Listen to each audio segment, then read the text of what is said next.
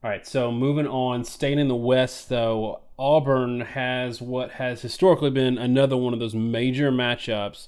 Uh, just hard nosed, slug it out, prime time, huge games, and that's against LSU. This last weekend, we both predicted LSU to beat Florida. People called us crazy. The model said they'd beat them, and I felt pretty good about that going into the game. That's what happened. We also said Auburn would blow Ole Miss out of the water. The score, 44-23, doesn't look as clean as I think Auburn fans would want it to look. So that's going to lead me to my first question to you about Auburn in reference to this Ole Miss game. Is this 44-23 something that shows Auburn fans that there's still a little bit to be concerned about with their team? Or is this just late points, late yards? Shea Patterson throwing for 346, but it was on 51 attempts. Tell me what you saw in this game, and if there's anything, like I said, that Auburn should be worried about, or is this just, subs getting beat late in the game?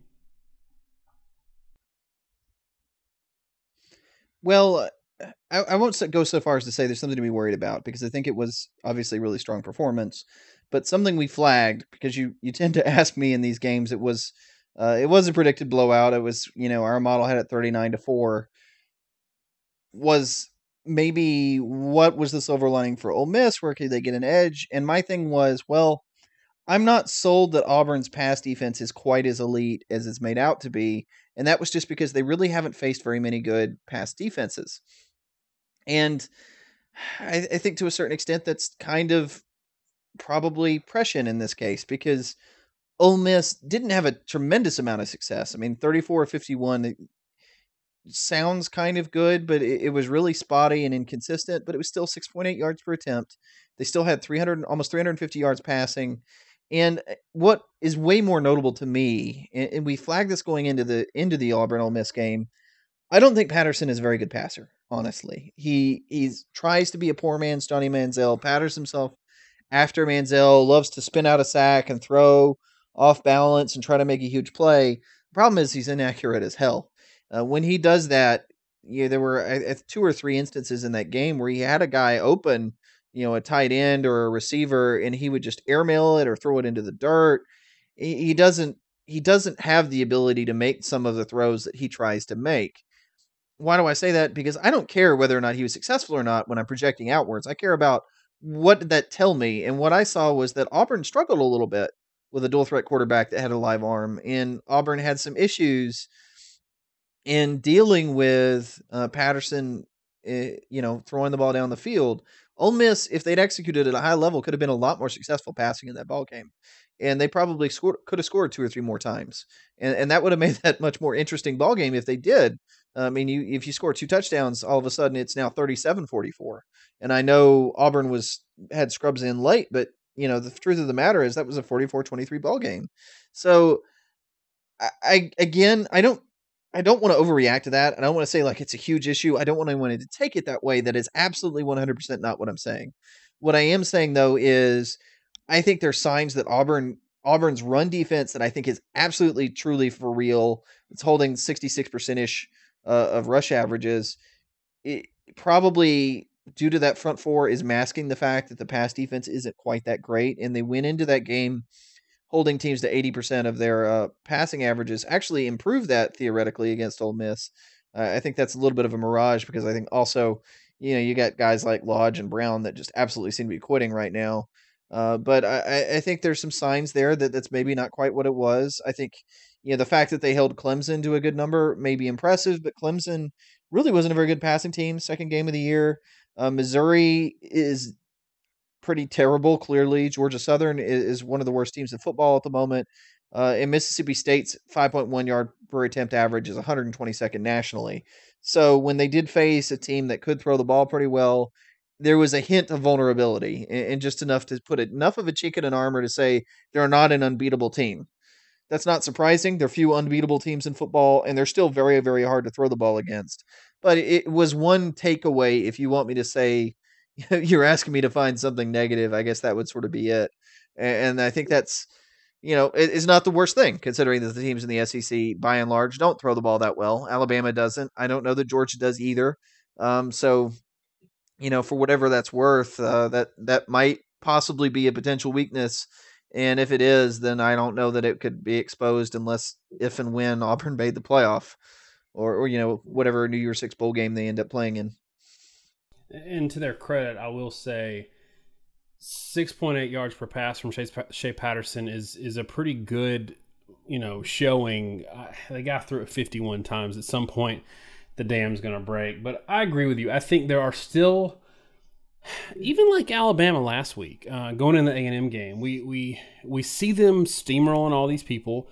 But at the end of the day, we don't really know where their weaknesses are. And frankly, we may be overestimating their strengths just because they're beating the crap out of all these teams they're playing, because there's so much of a gap between the haves and the have-nots right now, especially in the SEC. All right, jumping over to LSU real quick. I know you touched on Danny Etling. I want to talk briefly about this LSU-Florida game. We thought it was going to go LSU's way. I actually thought they might have a little more success than they did offensively against Florida. So what I want to ask you about this game, because we both thought there would be a little more scoring in this game. Did we see something from LSU here defensively that says, hey, man, maybe they're turning the corner and they've got something ready for Auburn? Or is this kind of what we've been saying all year, that Nussmeier sucks, Florida's offense sucks, and really we don't know that LSU's defense is any better than going into this week? Right. Well, we reference a lot of times what we made in the past and past predictions, and sometimes it probably comes off as a little bit of "I told you so." And I say this now because LSU fans probably are going to be sad to hear that we said that they'd win last week and they won. But the reason we say these things, and the reason we make predictions a lot of times and we go back and reference them, is that we're not talking in hindsight. We said that LSU was probably going to win that game. We picked out strengths. And our big point was that Florida was giving up 124% of opponent rush averages. It's terrible. They have issues at linebacker. They have issues tackling in the back seven. And LSU pretty much exposed that. Now, LSU's defense isn't great, and I didn't see anything that surprised me there. They were a little better than expected. But, really both these teams move the ball fairly well in a per play sense. And it's sort of a continual issue that LSU, as we've said it before, right? LSU got over 7 yards per play against Troy, 7.02 yards per play against Troy, and they put up 21 points.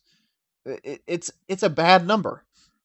And against Florida, they still, they moved the ball fairly well. It wasn't, an embarrassing outlet by any means, but you'd like to see a little more points out of it. And I think that's sort of twofold. The first is they still can't pass the ball worth a flip. And it's hard to do a whole lot when you can't pass it. And they couldn't run the ball between the tackles. In that Florida game, 5.33 yards per play. And that's, well, first off, let me note that that's actually a decent enough average, and you feel like you should get some points out of that. Put it in perspective here. 5.33 yards per play. That's, that's fair. Let me see here. Try to find another team that I can compare that to in another performance. 5.33, about the same that Alabama just had against Texas A&M, and they put up 29 points, and you only got 17 out of it. But that yardage and where that came from, it came from the receivers that were running wide because Florida's secondary and linebackers couldn't get the perimeter. They couldn't tackle. They weren't fast enough. The running backs at one point had 14 yards when the receivers had almost 100. So the concern is they still can't run the ball at the middle, and they still can't put points on the board. But that's a trend we've seen with LSU all year, and I think it's going to come into play in this game as well.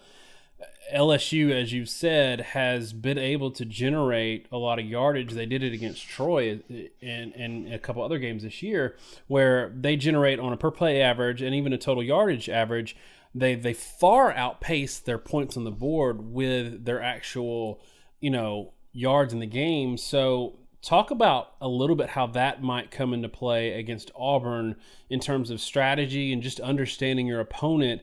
For Auburn fans who aren't familiar with LSU, talk about that little nugget Give me 2 minutes on that because you had some good points on it last week, and I think it has merit in this game as well. Certainly. So LSU, I guess, for whatever reason, can't turn their production into points.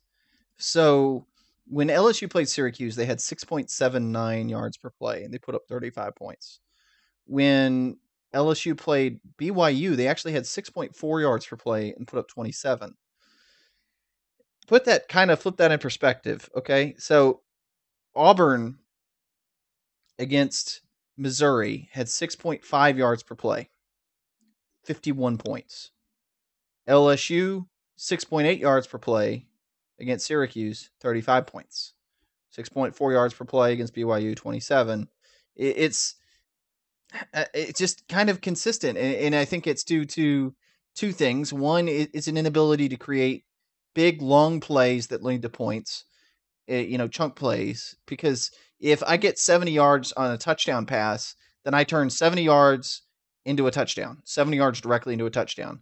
If I consistently drive down the field and I'm playing field position, that means I'm getting yards and then punting, and that yardage doesn't really go anywhere. And that's how your per play stats can end up looking really good, but then you don't score. You don't sustain drives, and so yardage is essentially abandoned. I think it's due to a few things. One, as we said, they edged out Florida because Florida has particularly bad weakness in the linebackers and the safeties tackling. They can't keep the edges. LSU's leading rusher in that game was Russell Gage with 6 jet sweeps for 8.7 yards per carry, along a 30, 52 yards. LSU's running backs, Geis and Williams, both each averaged 2.9 yards per carry on 29 carries. They were quite bad. So LSU couldn't run the ball well enough to sustain a drive. They did jet sweeps and things. They did finesse and invented yardage, but they couldn't really do anything to sustain drives all that well. They just have a few chunk plays, particularly through the finesse game. And their longest run was 9 yards, and their longest rush by a receiver was 30. Longest run by a running back was 9. So they didn't get chunk plays for touchdowns either. So they just can't score. And Auburn doesn't have that same deficiency at linebacker to exploit. And for the Auburn fans who maybe haven't followed Florida, you modeled Florida's run defense, and it was one of the worst you've modeled in years. So that's an important point that LSU couldn't run on them up the middle. Right, exactly. Florida's rush defense was giving up 124% of opponent rush averages going into that game. So, when you're that bad, you really ought to be able to run the ball, and it really was due to the linebackers and safeties. And it's easy to look at LSU and go, well, they got 4.5 yards per carry. That's a decent average. But what you miss is they got 4.5 yards per carry because they had a handful of finesse chunk plays with receivers mainly on jet sweeps. And they couldn't take that and then generate any momentum to run the ball up the middle or to do anything successful. Again, when you play Auburn, Trey Williams and Deshaun Davis are a lot more athletic. Trey Williams is a very high-level player that's starting to play with a much better, a lot more aggressively and a lot better at the line of scrimmage now that he's healthy. The corners are better. Basically, just everybody across the board's better than what Florida's got. So, they're not going to give up those plays that they got so easily against Florida. And I mean, it's concerning. I mean, if LSU could not run the ball between the tackles against Florida, I don't know when you possibly can. And I guess maybe this is a good point to say it's not Matt Canada's fault. Okay. And we've talked about this a little bit last week, and I'll say it again. In that Troy game, Ed Orgeron before the game had decided they were doing away with all the shifts and motions because it was leading to too many plays and penalties. It was a really stupid decision. The reality is LSU's offensive line, and a large part is due to injuries, and it is an excuse, but Auburn isn't going to care about excuses. Due to injuries, our offensive line can't get much push. And Canada's had to find ways to invent offense through all those shifts and motions and find a way to isolate guys so that they can actually generate some sort of consistent offense. And, that's kind of who they are and what they are. And Canada's done a good job of it. And when they let Canada run his offense against Troy, they generated some points, and they were able to finesse points against Florida, even when they can't run up the middle. The problem is they've been able to do that because they played a few teams where they could really athlete you on the perimeter. When they don't have that edge the finesse game's not going to work as well. And when you can't run up the ball up the middle, I mean, that's a problem. And suddenly that Auburn rush defense that, it's giving up 66% of rush averages, almost exactly half of what Florida is giving up as a percentage.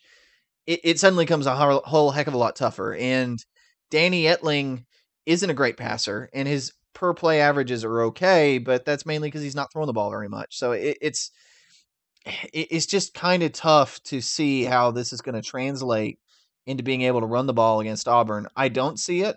I think Canada's doing a great job with the players he's given. Frankly, they just have some serious deficiencies, and it's asking a lot for them to overcome them.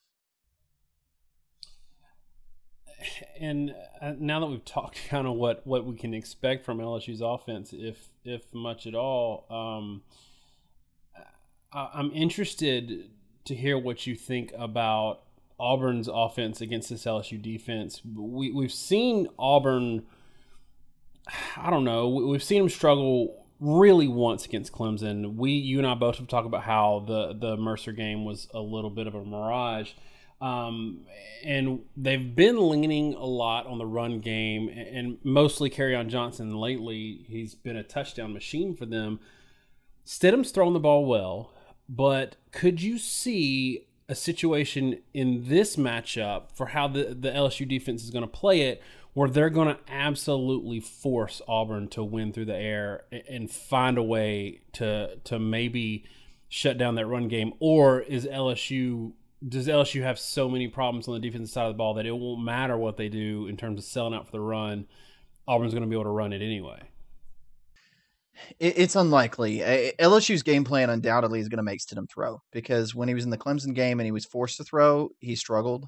But Clemson is kind of uniquely built to do that to a team in a way LSU's not. LSU's giving up 104% of opponent rush averages, and they're giving up 96% of opponent pass averages. So it's just not a great matchup in that regard. And, you look back at it, Troy kind of handled them the line of scrimmage, 4.9 yards per attempt. Florida had 5.1, and it's easy to say, well, that was, a good game against Florida, but Florida's not really rushing the ball that well. They had only given up they only had 4.3 yards per attempt against Vanderbilt, and they gave up 5.11 to LSU. So, that's why Auburn is predicted to run for over their normal average, to have 5.3 yards per carry. And if they can run the ball at a successful clip and not put pressure on Stidham, then it's going to be hard to stop them. Well, since you mentioned it, let's get into the model. We just did Alabama segment, so sorry, Auburn guys. Auburn fans who haven't seen this show yet this year, maybe touch on the model real quickly. And I swear, after this week, y'all, if you don't know how the model works, you're just going to have to look at one of the 17 other videos where we explained it. Talk a little bit about the model, and then just tell us what it says.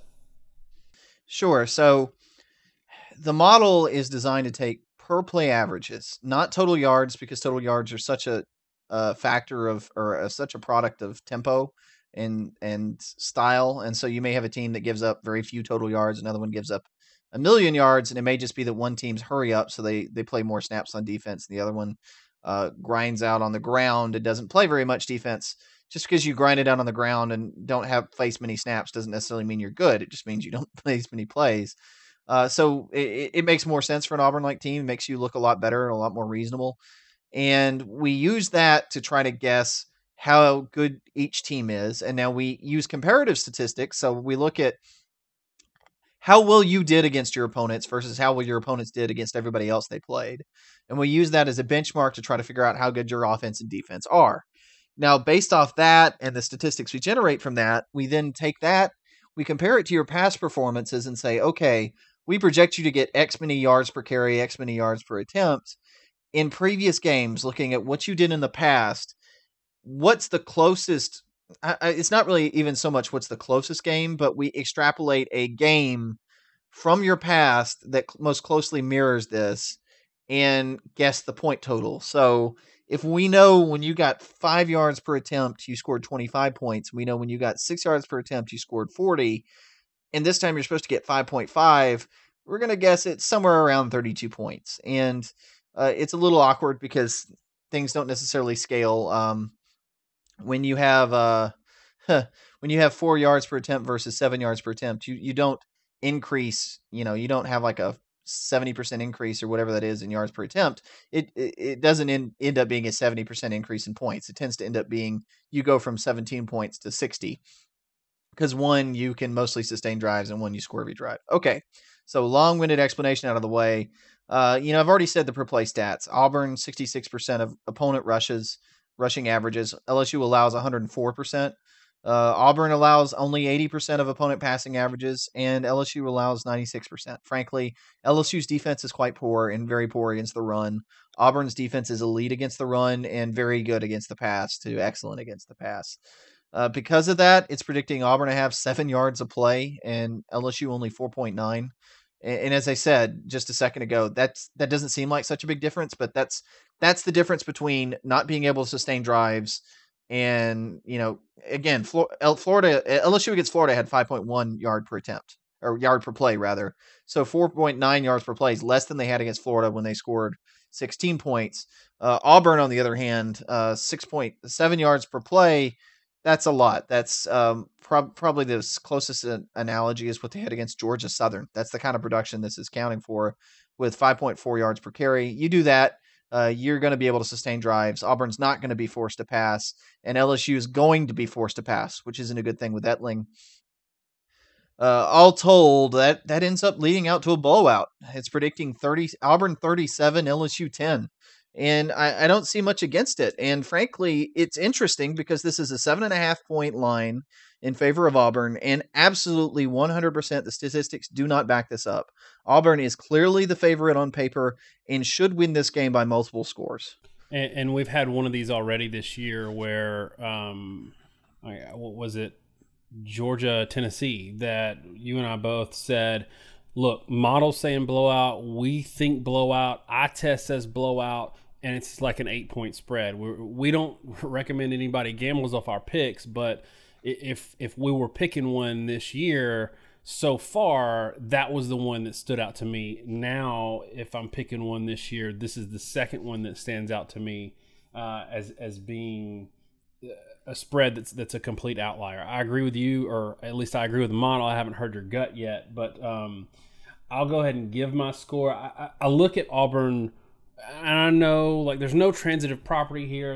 We don't have like a bunch of common opponents to look at, but I see an Auburn defense early in the season that's gotten better since then. But early in the season, shutting down Clemson's offense for the most part in that game, and even though he was early in his starting quarterback career, I think Kelly Bryant's a lot better quarterback than Danny Etling. And now we're seeing that LSU isn't able to run the ball against poor run defenses. I'm going 37-6. Yeah, and it's just hard to see this being anything else. Honestly, I think it's going to be a little worse than the model's predicting. I think it's more like 41-6. Everyone's going to have it in their head that LSU is this big physical team with a great run defense, and they're not. And when they lost Rashard Lawrence, it was a huge blow.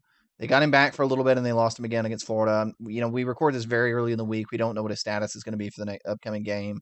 But, the reason we do this model, and it's been very good at this in the past, is to determine when things aren't what you think they are and things don't meet expectations. And I understand that Auburn hasn't won in Death Valley in a long time.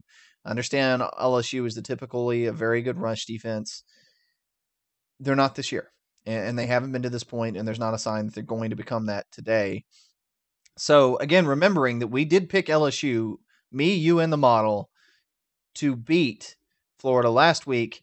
It ain't happening this week. I have this 41-6. I just don't think they're going to really be able to stop Auburn too much. Auburn is going to be too comfortable running the ball. LSU's not good enough to rush the passer. Stidham's going to get comfortable. And LSU's offense is probably going to be almost completely anemic. That crowd's going to get quiet, and when it gets quiet, Auburn's going to be kind of able to run away with it, frankly. So, yeah, I mean, 41-6 is my projection. I just don't think this is going to be an overly competitive ball game. And LSU fans are probably going to be mad at us because, like other games this year when we've predicted a blowout, we've had a lot of ruffled feathers, which makes sense. You're a fan of a team and you're used to listening to local talk radio where they find every silver lining in every cloud. We don't do that here. We do with the numbers. We kind of go where the numbers take us. And really right now we're still a little bit on gut, but I think Auburn's got a lot to play for at this point, and I don't know that LSU has that much to play for. They're coming off a lot of momentum where they beat a really bad team by 1 point. And this is what I told Florida fans last week when I said LSU's going to win this game. The Florida fans freaked out. They're like, Malik Davis, we're getting momentum. And I'm like, you got momentum off of playing ugly, getting an ugly win against Vanderbilt, getting an ugly come from behind win against Kentucky. When you struggle with bad teams, you're probably a bad team. LSU struggled with a bad team. And I don't think they're bad, but I think they're average minus, and it's just not a good matchup for them. Yeah, I would tend to agree. I mean, it's just not ideal. Both of us. Yeah, it just. I mean, we're on the same page. It isn't what they need to be facing. They can't deal with a run first team. They got manhandled a little bit by Troy. Auburn's more of the same, and I think Auburn is an elite team. I mean, they're probably the clear second or third in the conference, and I don't really know that there's that much of a gap between them and Alabama and Georgia. So LSU fans, just hang around. You'll hear some good stuff from us too. It's not all hopeless. Just right now, you're running into, I think, a little bit of a buzzsaw. So that's it for LSU and Auburn. I think the one interesting thing for me will be to see if Stidham, if they force Auburn to throw the ball and they can somehow take away the run game, which you and I both don't necessarily think they can, but if they can Stidham be the guy if he's got to throw it 35, 37, 40 times to put up a number? We'll see.